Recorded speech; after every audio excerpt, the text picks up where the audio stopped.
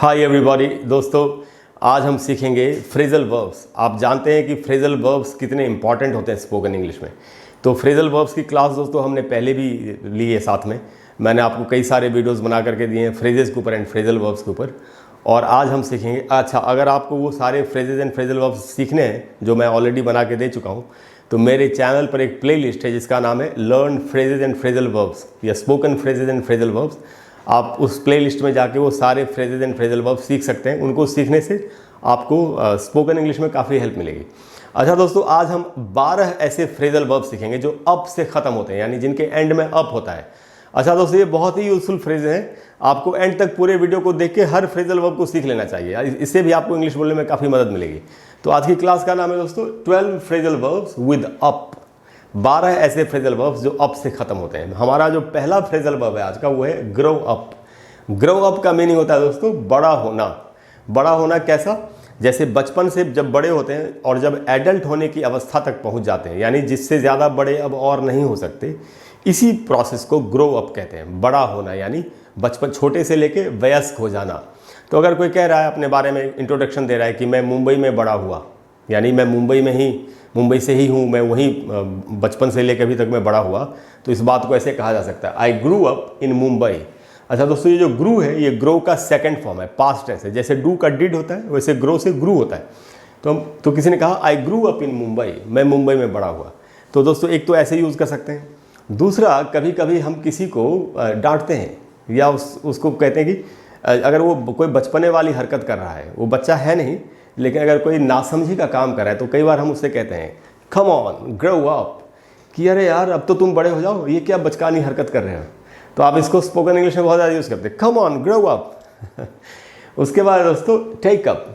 Take up का meaning है कोई काम शुरू करना। जैसे कोई भी किसी काम को शुरू करना चाहता है, अगर जैसे मान लेते हैं आप बॉडी बिल्डिंग शुरू करना चाहते हैं कि नहीं मेरी बॉडी तो फिट होनी चाहिए, तो आप बोल सकते हैं I want to take up, मैं स्टार्ट करना चाहता हूँ body building, I want to take up body building.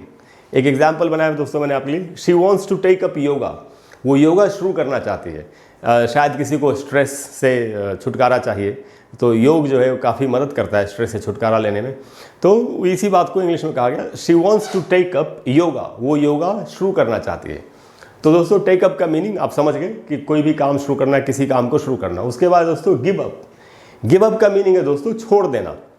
कोई भी काम कर रहे थे उसको हमने छोड़ दिया, अब नहीं करेंगे, तो ये इसका मीनिंग है। और इससे एक एग्जांपल बनाया मैंने, जैसे किसी को सिगरेट पीने की आदत थी, उसने डिसाइड किया कि अब मुझे सिगरेट नहीं पीनी क्योंकि इससे मेरा बड़ा नुकसान हो रहा है, सिगरेट पीने से बहुत नुकसान होता है।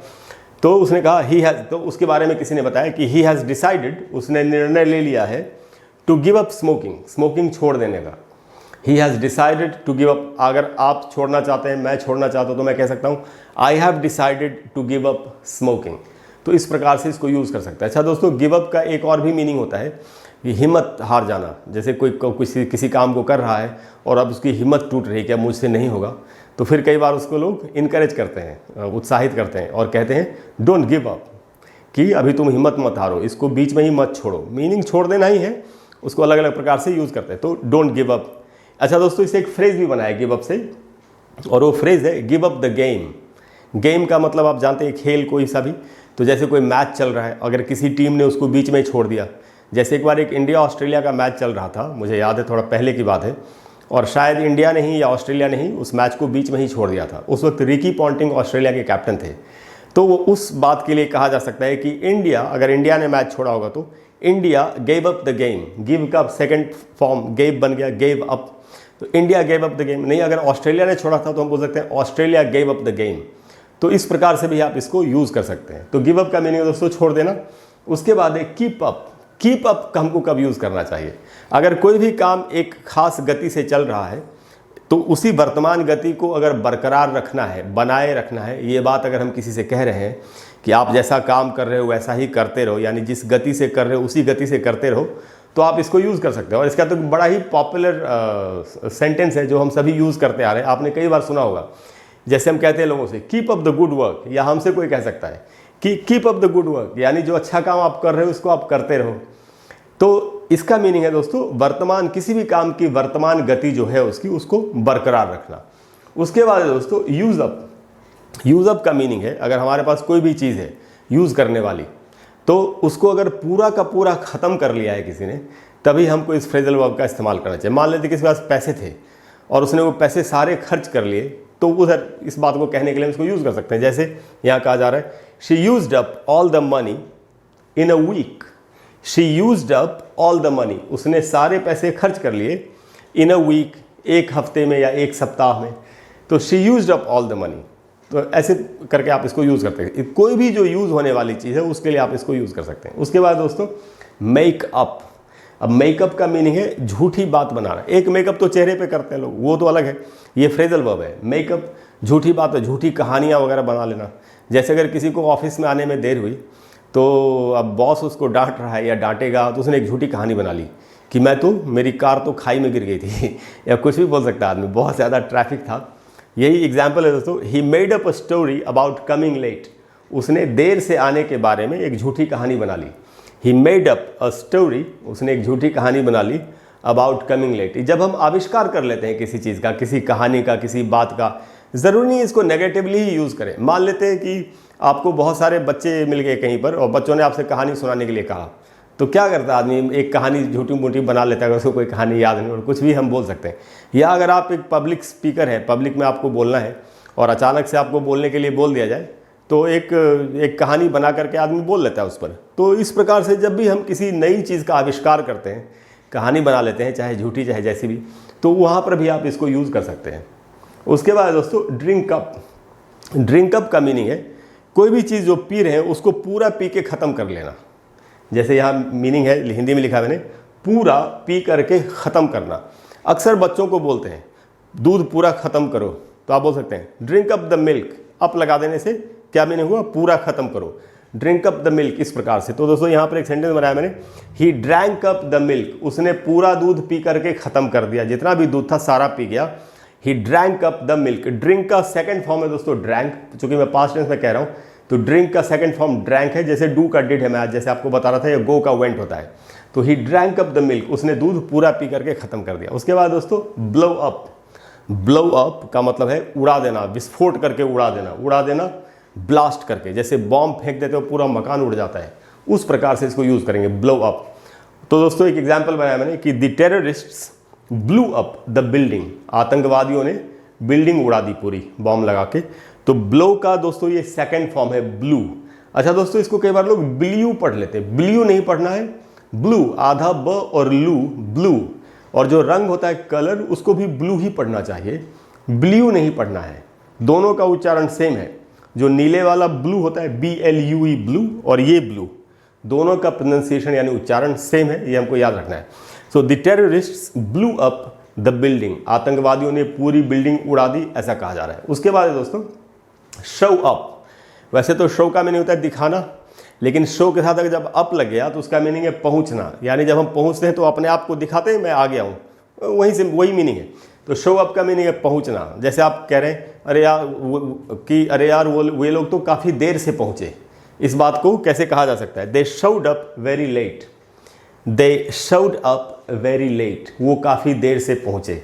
अगर आप किसी से कहना चाहते हैं कि तुम टाइम पर पहुँच जाना, तो आप बोल सकते हैं please show up on time, time पर पहुँच जाना। हमेशा कम का ही इस्तेमाल करें, कोई ज़रूरी नहीं है। इंग्लिश में अनगिनत ऐसे वर्ड्स या फ्रेजेस या फ्रेजल वर्ब्स हैं जिनके माध्यम से एक ही बात को कई अलग अलग तरीक़ों से कहा जा सकता है। उसके बाद दोस्तों क्लीन अप। क्लीन अप जैसा दिख रहा है आपको, वही इसका मीनिंग है। इसका मीनिंग है सफाई करना, लेकिन कैसी, पूरी की सब, पूरे जो भी, जैसे कोई कमरा है, कोई बिल्डिंग, उसकी पूरी सफाई करना, आधी अधूरी नहीं। तो सेंटेंस में कैसे यूज़ कर सकते हैं, जैसे कोई कह रहा है वी नीड, कुछ लोग आपस में बात करें, we need to clean up the building, हमें इस बिल्डिंग की पूरी सफाई करने की ज़रूरत है। We need to clean up the building. I want to clean up the room, we want to clean up the house, कैसे भी आप इसको यूज़ कर सकते हैं। तो मकान के लिए कोई भी ऐसी जगह है जिसको जहाँ सफाई की जा सकती है, उसके लिए आप इसको यूज़ कर सकते हैं। उसके बाद दोस्तों गेट अप, ये बहुत ही कॉमन है, इसका मीनिंग है सो करके उठना।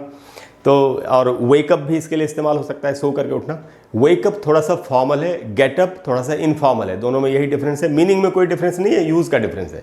तो गेटअप का मीनिंग है सो करके उठना, और कोई अपने बारे में बता रहा है कि मैं रोज़ सुबह 5 बजे सो करके उठता हूँ, तो इस बात को हम कह सकते हैं I get up at 5 o'clock every morning. I get up at 5 o'clock, मैं 5 बजे उठता हूँ। एवरी मॉर्निंग यानी हर दिन सुबह।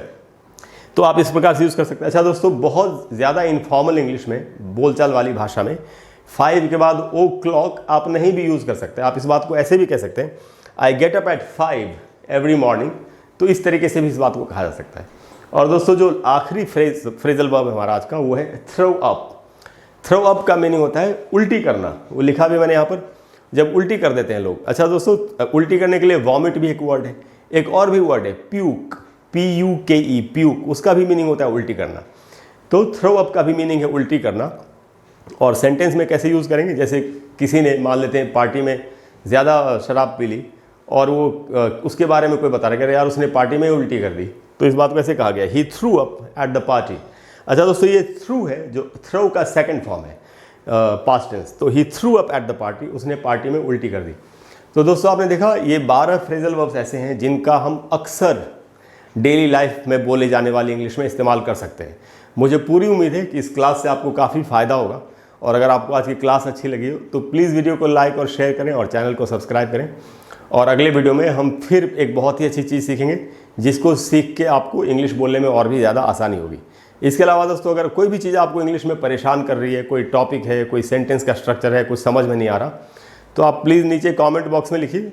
अगर वो छोटी सी समस्या होगी तो मैं वहीं लिख के आपको आंसर दे दूंगा। अगर वो उसमें टाइम लगेगा, वीडियो बनाना पड़ेगा, तो मैं आपको एक वीडियो भी उस पर बना करके दे दूंगा। Thank you very much. I will see you soon. Bye bye.